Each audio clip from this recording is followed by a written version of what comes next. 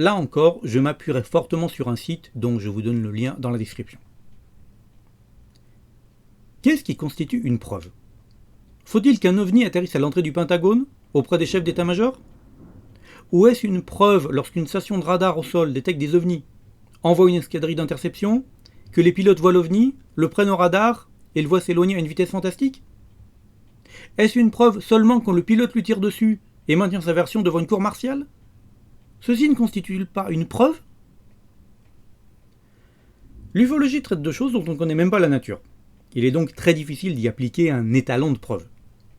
Pour la plupart des sceptiques, la preuve est faite depuis longtemps que toute cette histoire d'OVNI est un mythe moderne, arrangé au rayon des autres superstitions. De l'autre côté, pour beaucoup d'autres, la preuve est également faite depuis longtemps. Mais du contraire, les ovnis sont un fait avéré. Généralement, lorsqu'on entend dire qu'il n'y a pas de preuve tangible de la réalité des ovnis, il faut comprendre des vaisseaux spatiaux pilotés par des extraterrestres. Et c'est là que l'ambiguïté commence.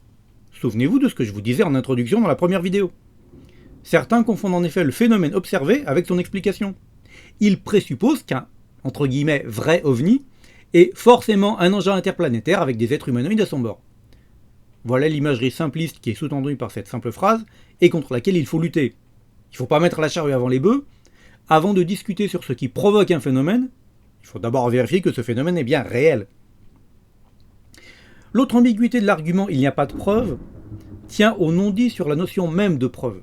Dans ce cas-là, le néophyte, le kidam de la rue, va immédiatement penser « preuve scientifique », tant le roi de la science est devenu majeur depuis un siècle. Et il aura tort. Il est impossible de démontrer scientifiquement que les ovnis existent. De même, il est impossible de prouver scientifiquement que je viens de voir un moineau passer devant ma fenêtre, même si c'est vrai.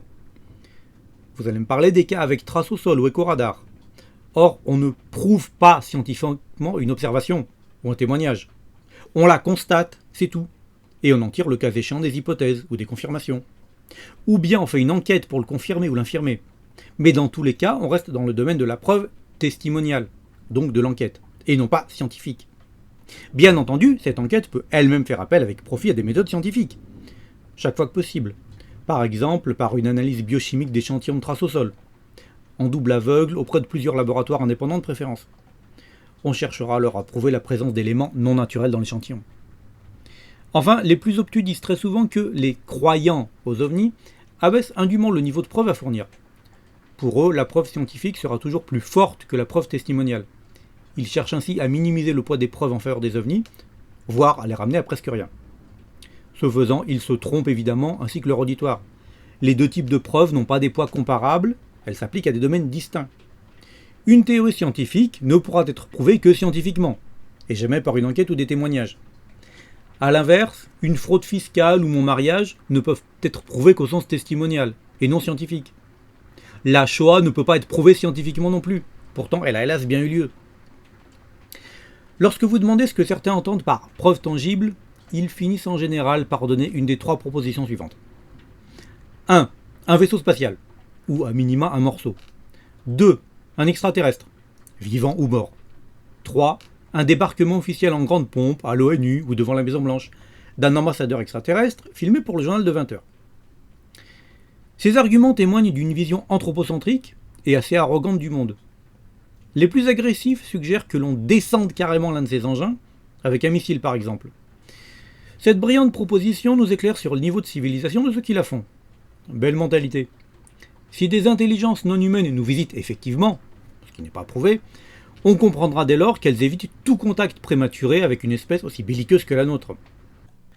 De plus, il semble peu probable que nous soyons capables ne serait-ce que de toucher un de ces engins au point de l'endommager ou de l'abattre, même si on ne doit pas exclure la possibilité d'un crash, mais alors par accident, bref qui n'est pas de notre fait. Lorsqu'on exige ça comme niveau de preuve, alors tout débat est clos. De telles preuves ne peuvent en effet nous être fournies que si nos visiteurs le veulent bien, et ils auraient toutes les raisons possibles pour l'éviter. De plus, même si de telles preuves n'ont jamais existé, des débris par exemple, les autorités auraient toutes les raisons du monde de nous les cacher. Ensuite, imaginons que, Dieu seul sait comment, on parvienne par exemple à récupérer des débris. Comment être certain de leur nature extraordinaire? Par une analyse chimique? Les lois de la physique sont les mêmes partout dans l'univers, Il est probable donc que des engins autres soient constitués des mêmes matériaux ou combinaisons et alliages, fer, acier, aluminium, etc. Même si bien sûr on peut espérer tomber sur des isotopes peu fréquents sur Terre. Plus probablement, nous resterions comme deux ronds de flanc devant une technologie qui dépasse la nôtre de plusieurs centaines ou milliers, voire millions d'années. Si un savant du Moyen-Âge avait découvert par hasard un DVD, il n'y aurait vu qu'un beau miroir rond, de facture étrange, et constitué d'une matière inconnue. Jamais il n'aurait pu concevoir que de la musique et des images parlantes en couleur étaient inscrites dessus. Mais bon, admettons que l'on ait retrouvé un tel élément matériel, et qu'il a été identifié comme étrange. Compte tenu des engins colossaux, il est probable qu'une chape de plomb tomberait aussitôt, si la confirmation officielle de l'existence d'intelligence non humaine était faite, et a fortiori si des contacts étaient avérés. Non seulement cette révélation risquerait de causer de grands troubles dans le monde, on en reparlera dans une autre vidéo, notamment dans les domaines religieux et militaires, mais il est à peu près certain que l'armée chercherait d'abord et avant tout à en tirer un profit stratégique personnel. Dans un premier temps afin d'évaluer les risques pour la défense du pays, dans un second temps dans l'espoir fou d'en tirer des retombées technologiques décisives, bref de fabriquer des armes encore plus destructrices.